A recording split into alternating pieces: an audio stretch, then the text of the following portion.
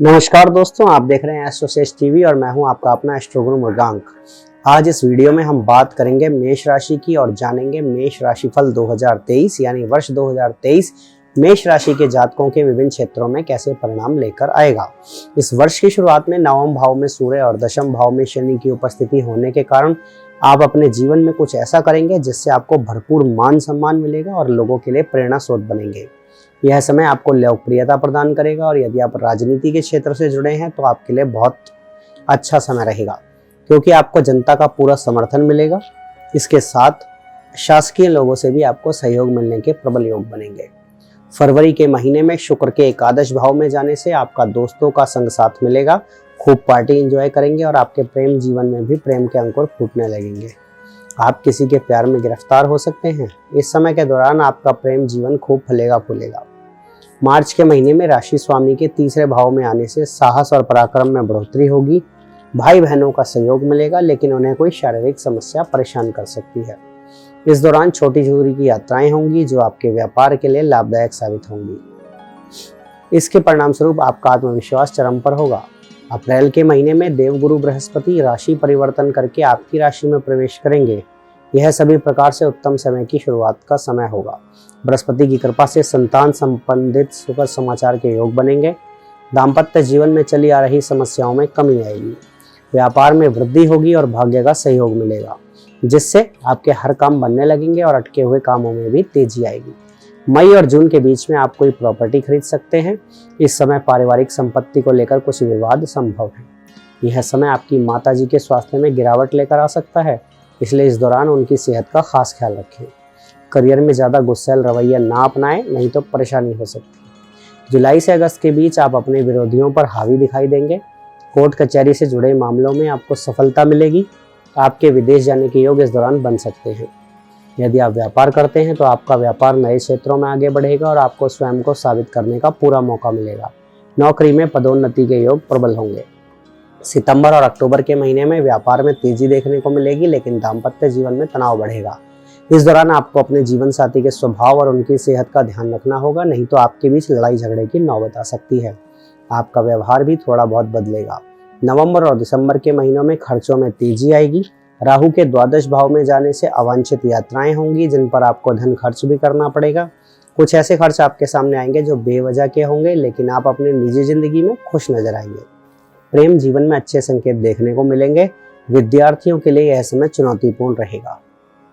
वर्ष 2023 के अंत तक आप अपने करियर में बहुत कुछ हासिल कर चुके होंगे। नए लोगों से मुलाकात आपको व्यापार में आगे बढ़ने के अनेक अवसर प्रदान करेगी। इस वर्ष आप बहुत कुछ हासिल करने में सक्षम होंगे। बस आपको अपनी अधीरता से बचना होगा, क्योंकि जल्दबाजी में निर्णय लेना आपके लिए मुसीबत बन सकता है। जीवन साथी का सहयोग इस वर्ष आपको और भी आगे लेकर जाएगा। चलिए अब बात करते हैं आपके प्रेम राशिफल की। उसके अनुसार वर्ष 2023 में आप अपने प्रेम जीवन में बहुत ही मजबूत नजर आएंगे। आप अपने रिश्ते में ईमानदार रहेंगे और अपने प्रियतम के साथ अपना जीवन बिताने के लिए तत्पर नजर आएंगे। उनको शादी के लिए प्रस्ताव भी दे सकते हैं और बहुत हद तक संभावना है कि वर्ष 2023 के अंत तक आपका अपने प्रियतम से विवाह भी हो जाए। यदि आप कुंवारे हैं तो इस वर्ष अप्रैल से अगस्त के बीच में आपको किसी खास व्यक्ति से मिलने का मौका मिल सकता है, जो आपके जीवन में बहुत ही खास बन जाएगा और आपके दिल का हाल जानने लगेगा। दाम्पत्य जीवन में समस्याएं रहेंगी, क्योंकि राहु केतु का प्रभाव आपके दाम्पत्य जीवन में तनाव बढ़ाएगा, लेकिन अप्रैल के बाद से बृहस्पति महाराज की कृपा से स्थितियों में सुधार होगा और अक्टूबर के बाद जब राहु राशि परिवर्तन कर लेंगे, उसके बाद वर्ष 2023 के अंतिम 3 महीने बहुत ही खूबसूरत रहेंगे। साथ ही आप और आपके जीवन साथी के बीच प्रेम बढ़ेगा और एक दूसरे के प्रति समर्पण की भावना का विकास होगा, जिससे रिश्ता परिपक्व होगा। आप अपने जीवन साथी के साथ किसी तीर्थ स्थल और खूबसूरत जगह पर घूमने भी जाएंगे और अपने दाम्पत्य जीवन में आई नीरसता को दूर करेंगे। करियर की बात करें तो इस वर्ष आपको करियर के मामले में अच्छे परिणाम प्राप्त होंगे। वर्ष की शुरुआत से ही आपकी गाड़ी पटरी पर सरपट दौड़ने लगेगी और आपने जो उम्मीदें वर्ष 2022 में रखी थी, वे सभी उम्मीदें 23 की पहली तिमाही में ही पूरी होती दिखने लगेंगी। आपकी नौकरी में जो परेशानियां चल रही थी वो दूर होंगी। वरिष्ठ अधिकारियों का सहयोग और सानिध्य प्राप्त होगा और आपके साथी कर्मचारियों का सहयोग भी आपको बहुत अच्छे से मिलेगा। आप अपनी नौकरी में बहुत अच्छा प्रदर्शन कर पाएंगे और आपकी पदोन्नति के योग भी मार्च से अगस्त के बीच बनेंगे। एक अच्छे पद के साथ आपको अच्छी तनख्वाह भी मिलेगी और अपने करियर में उन्नति और गर्व महसूस करेंगे। व्यापारिक संबंधों के लिए यह वर्ष उतार चढ़ाव से भरा रहेगा। आपके अपने व्यावसायिक साझेदार से संबंधों में उतार चढ़ाव आ सकता है। उनका साथ दें और उनके साथ बने रहें, हालांकि उनकी गतिविधियों पर नजर भी रखें। ऐसा करने से संभव है कि आपका व्यापार धीरे धीरे आगे बढ़ने लगेगा। अप्रैल के बाद से व्यापार में तेजी देखने को मिलेगी और वर्ष के अंतिम तिमाही में आपका व्यापार बहुत उन्नति कर पाएगा। विद्यार्थियों की बात करें तो इस वर्ष शैक्षणिक जीवन में कुछ उतार चढ़ाव का सामना आपको करना पड़ेगा। आप अपनी पढ़ाई के प्रति संकल्पित होकर लगे रहेंगे और संभव है अपनी एकाग्रता को बनाए रखने का हर संभव प्रयास करें, जिसमें आप काफ़ी हद तक सफल भी होंगे। अप्रैल से अक्टूबर के बीच का समय शिक्षा में अच्छे परिणाम देगा और आप शिक्षा की ओर खुद ही उन्मुख हो जाएंगे। अक्टूबर से दिसंबर के बीच विदेश जाकर पढ़ने का सपना पूरा हो सकता है और विद्यार्थियों को किसी प्रतियोगिता परीक्षा में अच्छी सफलता प्राप्त हो सकती है।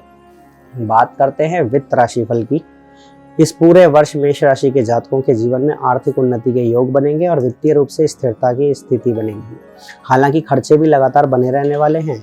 एकादश भाव में शनि महाराज की उपस्थिति आपको आर्थिक तौर पर मजबूत बनाएगी और आपकी आमदनी में उत्तरोत्तर वृद्धि करेगी। लेकिन द्वादश भाव के बृहस्पति अप्रैल तक लगातार धार्मिक और अन्य गतिविधियों में धन खर्च कराते रहेंगे। आप काफी दान पुण्य भी करेंगे। अक्टूबर से दिसंबर के बीच जब राहु द्वादश में जाएंगे तो फिजूल खर्ची का समय शुरू हो जाएगा। इस दौरान आपको बहुत ध्यान देना होगा क्योंकि अनावश्यक खर्चों के कारण आपकी आर्थिक स्थिति पर दबाव आ सकता है। पारिवारिक राशिफल की बात करें तो वर्ष की शुरुआत उतार चढ़ाव के बीच गुजरेगी। आप अपने काम में ज़्यादा व्यस्त रहेंगे और परिवार को कम समय दे पाएंगे। ऐसा भी हो सकता है कि काम के सिलसिले में आपको कुछ समय के लिए परिवार से दूर जाना पड़े। यही स्थिति आपको और आपके परिवार के लोगों को थोड़ी कष्टपूर्ण लगेगी, लेकिन वर्ष के मध्य में आपका ध्यान परिवार की ओर ज़्यादा रहेगा। घर में शुभ और मांगलिक कार्यक्रम आयोजित होंगे और शनिदेव के एकादश भाव तथा देवगुरु बृहस्पति के प्रथम भाव में आने से पारिवारिक जीवन में सुख, शांति और संपन्नता रहेगी। साथ ही धार्मिक और आध्यात्मिक गतिविधियों का माहौल तैयार होगा और घर के सभी सदस्य हंसी और खुशी के साथ अपना जीवन व्यतीत करेंगे। यदि संतान की बात करें तो वर्ष की शुरुआत अच्छी रहेगी। यदि आपकी संतान परिपक्व है तो शिक्षा के उद्देश्य से उनको विदेश जाने के योग वर्ष के शुरुआती तिमाही में बनने वाले हैं। जो शादीशुदा नवविवाहित युगल दंपति हैं उनको अप्रैल के बाद पारिवारिक जीवन में किसी नन्हे मेहमान के आने के संकेत मिल सकते हैं, जिससे पूरे घर में संतान को लेकर खुशी और उल्लास का माहौल रहेगा। इस वर्ष परिवार के किसी सदस्य का विवाह भी वर्ष के अंतिम समय के दौरान हो सकता है। मई से लेकर अगस्त के दौरान संतान के लिए थोड़ा कष्टपूर्ण समय हो सकता है। इस दौरान अपनी संतान की सेहत का ध्यान रखें और उनकी संगति पर भी नजर बनाए रखें। जिन दंपत्ति की संतान नहीं हो रही थी उनके लिए 22 अप्रैल के बाद से राशि में होने वाला बृहस्पति का गोचर बहुत अनुकूल रहेगा और संतान प्राप्ति को लेकर आपके प्रयास सफल हो सकते हैं।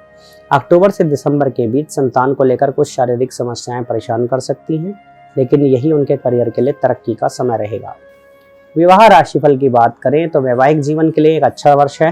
हालांकि इस वर्ष की शुरुआत थोड़ी कठिन होगी। आप और आपके जीवन साथी के मध्य कुछ बातों को लेकर तनातनी और तल्खियां बढ़ सकती हैं।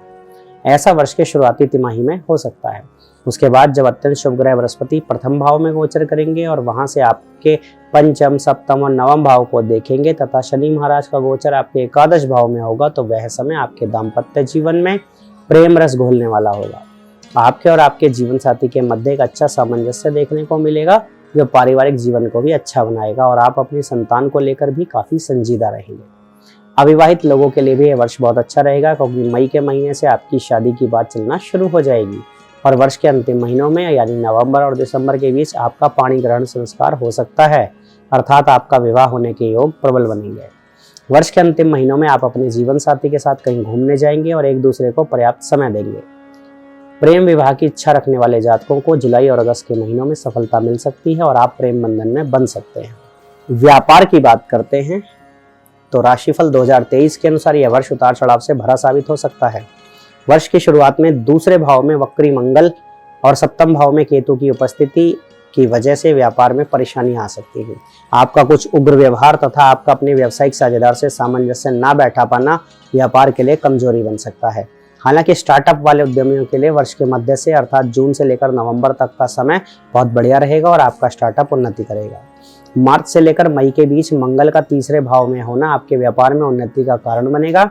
इस दौरान आप अपनी किसी भी तरह का जोखिम उठाने से नहीं डरेंगे और व्यापार को लेकर नए नए जोखिम उठाकर कुछ नए प्रयास करेंगे जो आपके व्यापार की उन्नति में कारगर साबित होंगे। आपका ज़्यादा ध्यान आपकी मार्केटिंग, सेल्स और कम्युनिकेशन पर रहेगा, जिसकी वजह से व्यापार में वृद्धि के स्पष्ट संकेत परिलक्षित होंगे।